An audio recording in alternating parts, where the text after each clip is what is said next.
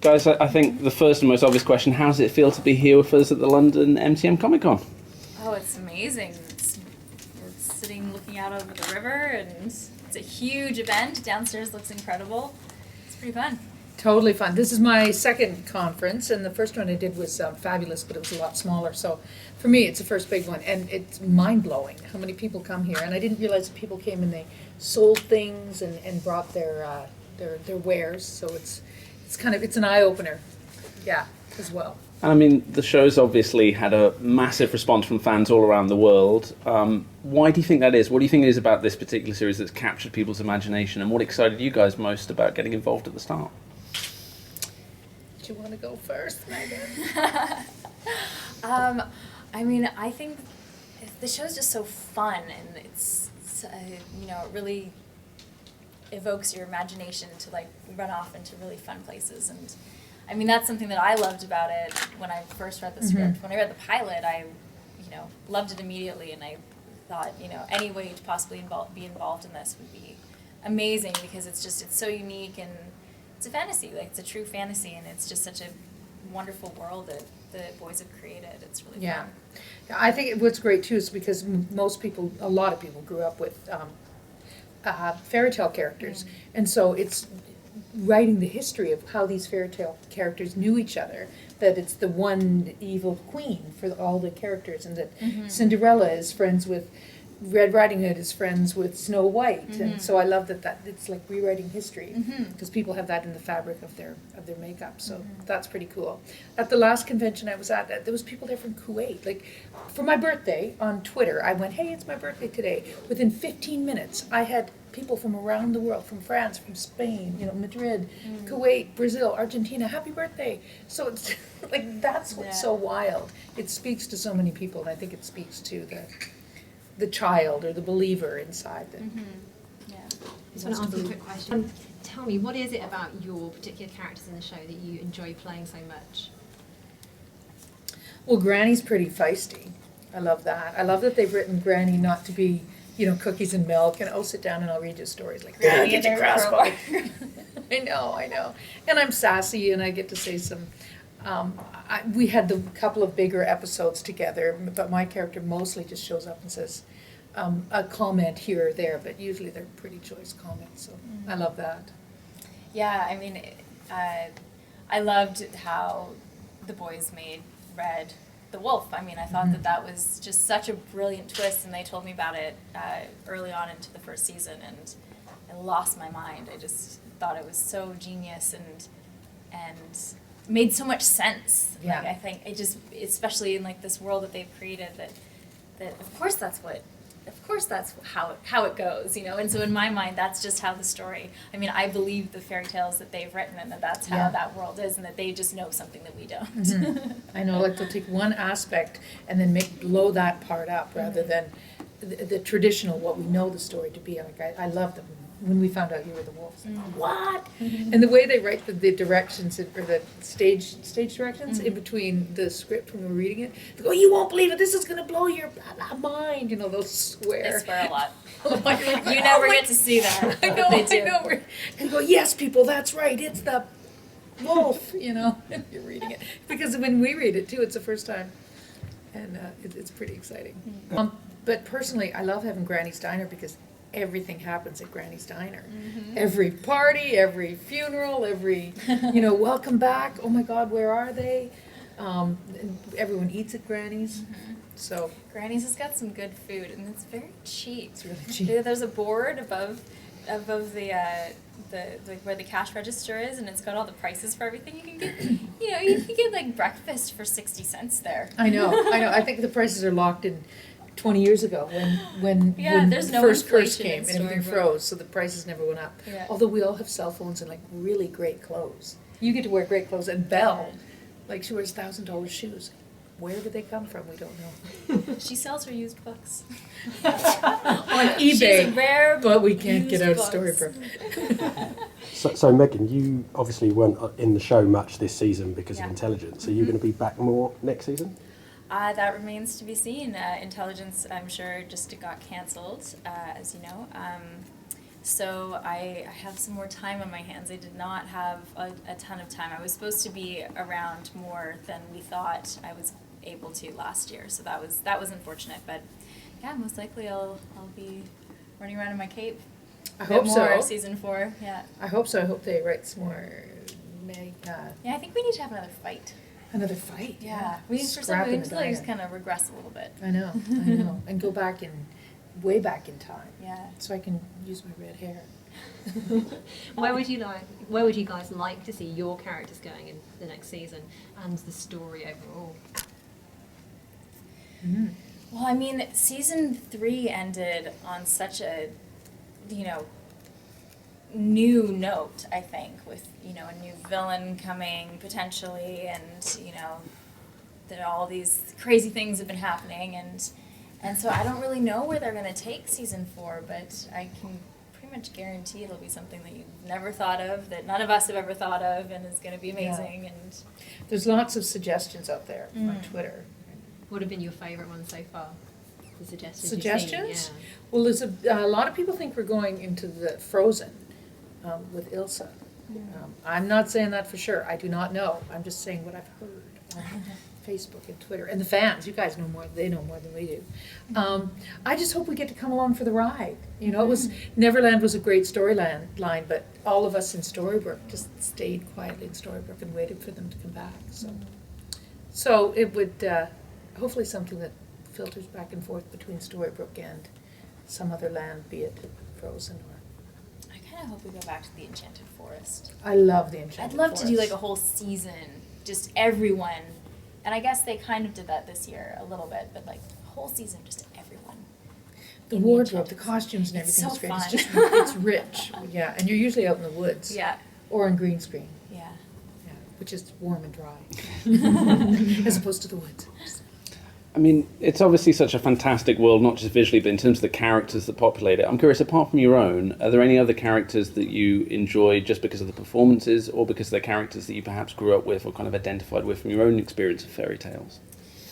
I mean, Snow White was the first movie I ever saw, and so I've always loved Snow White, and I loved that they made Red Riding Hood and Snow White best friends. Mhm. And so I love all Yes, of my agree. scenes with Ginny. We always have a ton of fun together, so it'll be interesting to see what they do.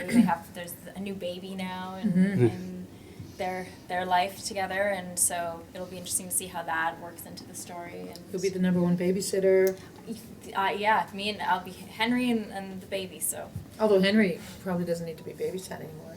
yeah, He's growing up. and his that's voice good. is Good thing there's a changing. new baby. I'd be out of a job. Yeah. I was going to add something to that. What was the question? I forget. Well, I think just if you have a favourite character on the show or a particular fairy Right, tale right, character right. that you identify with, I guess. Right, okay. As far as the cast members and everybody, I just think people are doing amazing work on this show. Lana is fantastic, and she has such a complicated role to play, being the mayor and the evil queen and young Regina. So it's like, I think she's got the skookum role for a female actress as far as what they write for her. And Robert Carlyle, his Rumpelstiltskin is just mind-blowing. I love how he always puts the emphasis on not the obvious choice of word, ooh, that's great, it's playful. But I just think he has a blast with that. So those ones I identify with. But for me as a kid, Red Riding Hood was the fairy tale that I grew up with, and we used to play as a kid. I We'd take didn't know turns. that. Sometimes the wolfsman would get killed, sometimes the wolf, and sometimes he wouldn't, sometimes Granny would be eaten, sometimes she wouldn't, so there's all different versions, I guess. That's amazing. But I like this one now, she's the dinner. How much training did you have to do for Riley's character in Intelligence? A lot.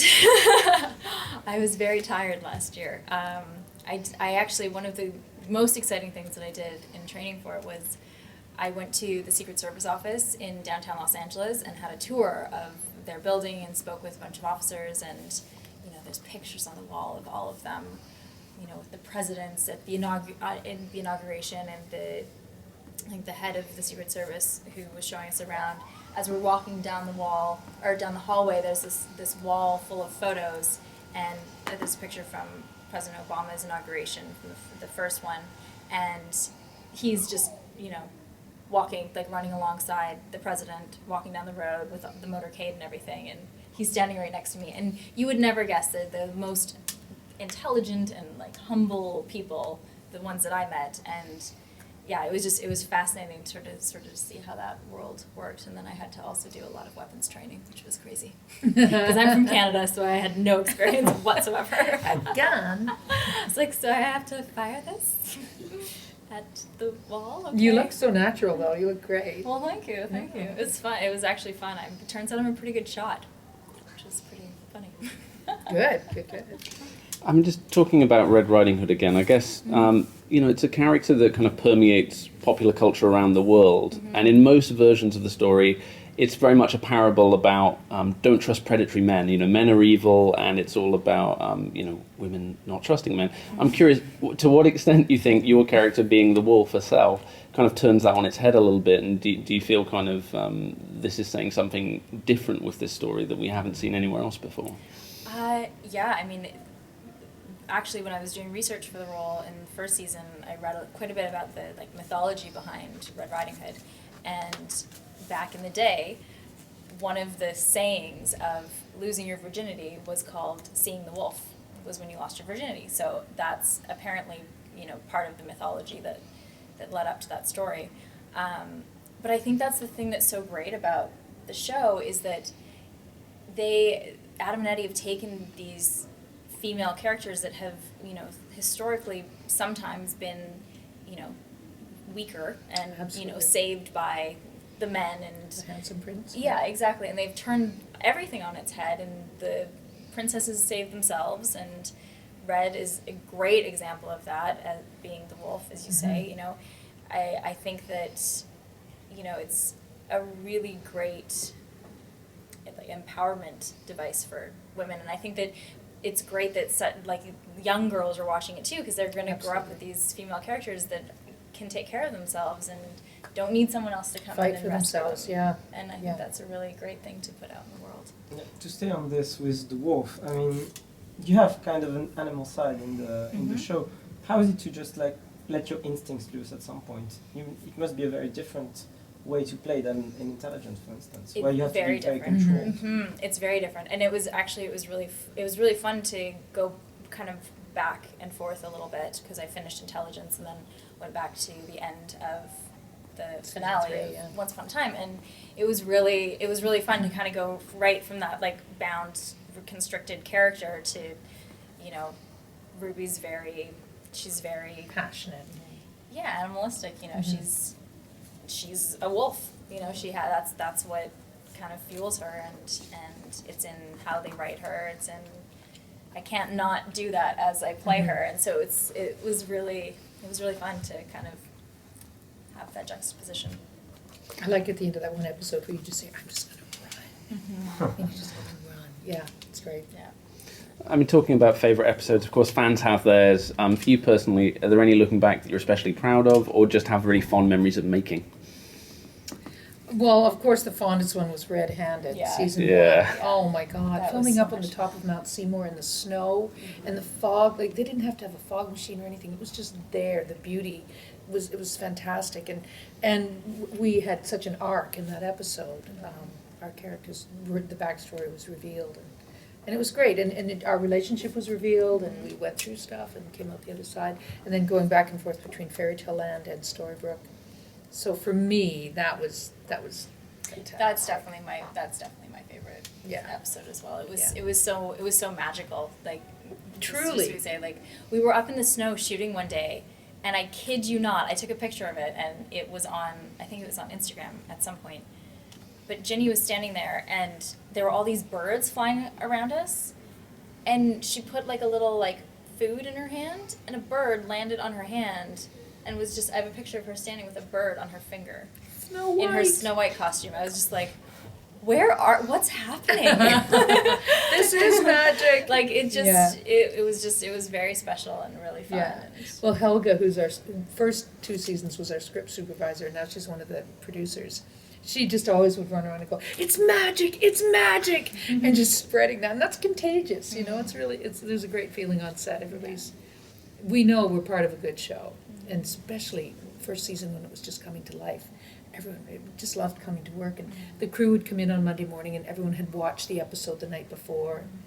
So it's pretty great, pretty special. Talking about kind of favorite episodes, I'm gonna say that my favorite bad character is Peter Pan, because he's incredibly evil, and I loved the way that they turned him around. Because Peter Pan is supposed to be, oh, let's have fun, but no, in this time is incredibly bad. And the new character, the bad one, the one from Frozen, do you think, well, she can be that evil? Do you think any bad guy in the future can be as evil As Peter Pan. Peter Pan? He was horrible.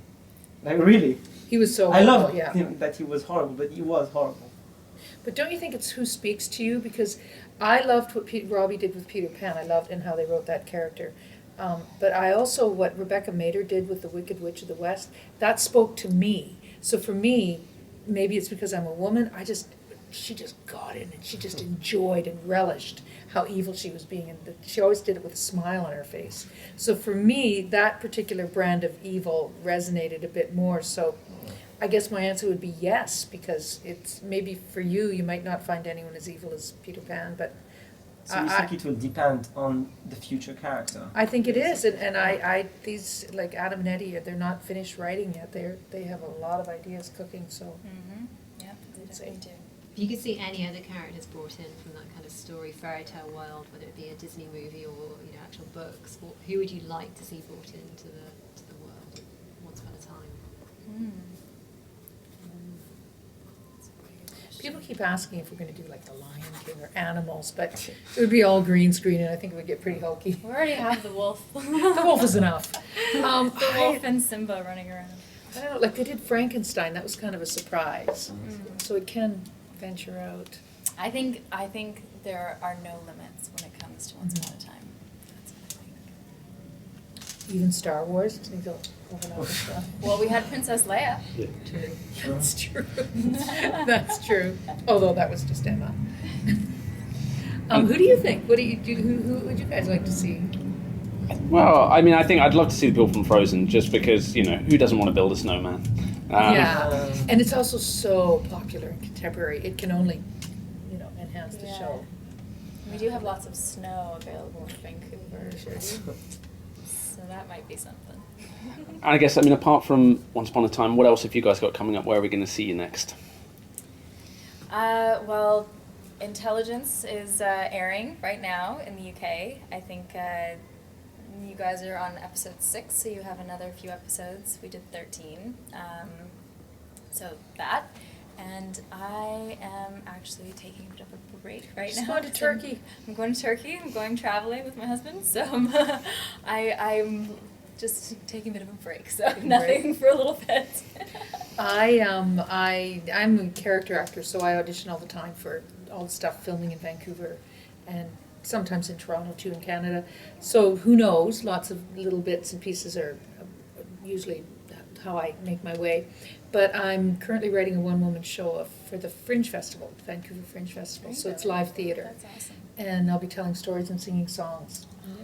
This Go to that. September. That's amazing. September, yeah. So it's. I totally forgot. I'm probably going to get in trouble for this, but I actually have a movie coming out in July for Hallmark called Memory Book. Oh, good. Which is really cute, and it's a romantic comedy. So I totally forgot. Are you the lead? I am. And she forgot. Just did What? that little movie. Just, That's how tired I am. just to keep you well out of trouble, tell us a little bit about that. Give us the hard sell. Go on. Yeah. The Memory Book is with myself and an actor named Luke McFarland, who was on Brothers and Sisters for many years. And it is a story about a girl named Chloe, who's a photographer and does not believe in love, and through a bit of an experience looking for a memory book, may or may not find out that love really does exist. Don't spoil it for us. May or may not, I said. So, how did you feel when you first saw Ruby's costume? Because it's it's quite short. I laughed. I laughed very, very hard. But the thing is that it actually completely made sense to me that she would, with how they were telling the story and with how the curse went in Storybrooke, that Ruby's curse, with the story of Red Riding Hood being about a cautionary tale about sex and everything, that the opposite end of that would be a girl who has, you know, this like overt sexuality and is, you know, basically the opposite of this. Is not cautious of predatory men, actually seeks them out, is the predator herself. And so I thought that it made total sense, but I was very cold all the time. Oh, she's so cool. And every time they'd yell cut, she'd take her shoes, the heels, I'm taking these shoes off and put your Uggs on or something. Yeah. You know?